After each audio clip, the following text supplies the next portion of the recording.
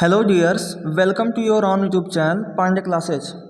आज की इस वीडियो में डिस्कस करने वाले हैं हम सब जो अनसॉल्व पेपर सोल्यूशन का हमारा एक सीरीज चलता आ रहा है। उसमें हम लोग अब पहुंच चुके हैं सेट नंबर 6 की तरफ। सेट नंबर 6 की तरफ पहुंच चुके हैं और सेट नंबर 6 का जो हमारा खंड आ है वो पहले ही अपलोड किया जा चुका है। तो अगर अभी तक आपने उस वीडियो को नहीं देखा है तो जा करके आप प्लेलिस्ट में उस वीडियो को देख सकते हैं। अब आज का जो वीडियो होगा वो खंड बा की तरफ होगा। क्या होगा? खंड बा। जी हाँ, हम लोग इस वीडियो में खंड बा डिस्कस कर रहे हैं और टोटली हम लोग इसके एक एक क्वेश्चन को 1 बाय 1 करके पूरे क्वेश्चन को देखेंगे, एक एक को डीपली उसका सलूशन देखेंगे और क्या और भी पॉसिबिलिटीज़ बन सकती हैं इस चैप्टर से आने का, वो सारी बातें हम लोग यहाँ पर डिस्कस कर रहे हैं। तो बिल्कुल आप इस वीडियो को पूरा देखिएगा, एक वीडियो देखें, इसको भरपूर देखें क्योंकि हर क्वेश्चंस को बहुत ही अच्छे तरीके से मैं एक्सप्लेन करने वाला हूँ। ठीक है, तो बिल्कुल टाइम ना वेस्ट करते हुए हम लोग बढ़ेंगे एक एक क्वेश्चन की तरफ।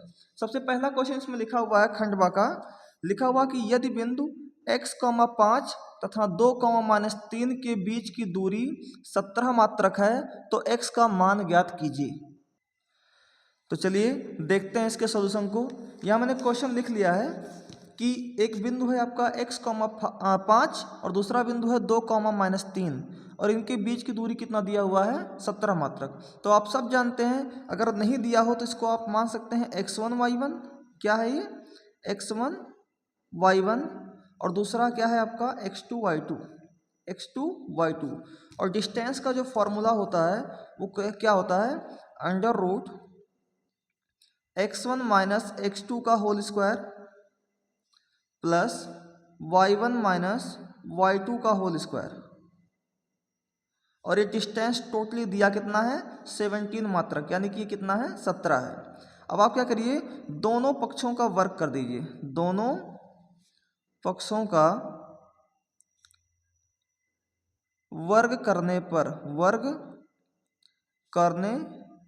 पर ठीक है। अब x1 कितना लिखा हुआ है? x लिखा है, माइनस x2 कितना लिखा हुआ है? 2 लिखा हुआ है। इसका स्क्वायर रूट में लगा दीजिएगा, रूट में, प्लस y1 कितना दिया हुआ है? y1 है आपका 5 माइनस y2 कितना है? -3। तो माइनस और ये माइनस कितना हो जाएगा? प्लस। तो माइनस माइनस प्लस 5 + 3, इसका भी क्या हो जाएगा? Whole square. और ये इक्वल किसके है? 17 के।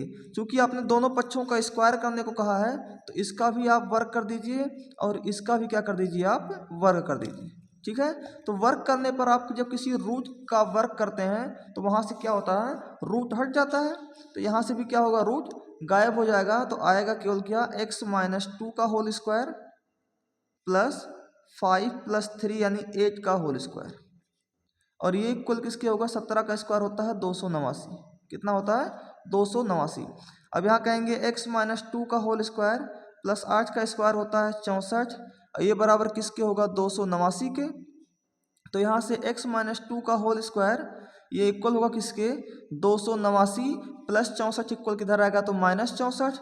और x - 2 का होल स्क्वायर यहाँ घटाइएगा 289 में से 64, 9 में से 4 गया 5, 8 में से 6 गया 2 और यहाँ आएगा ये 2।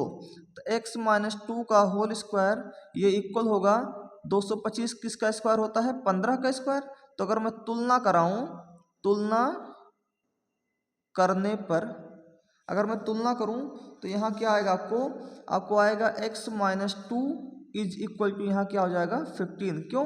इधर भी स्क्वायर इधर भी स्क्वायर, स्क्वायर से स्क्वायर गायब है तो x - 2 की वैल्यू कितनी आ जाएगी? 15। तो यहाँ से x की वैल्यू निकल के क्या आएगी? 15 -2 उधर जाएगा तो +2। तो यहाँ से x की वैल्यू निकल के आ गई 15 2 17।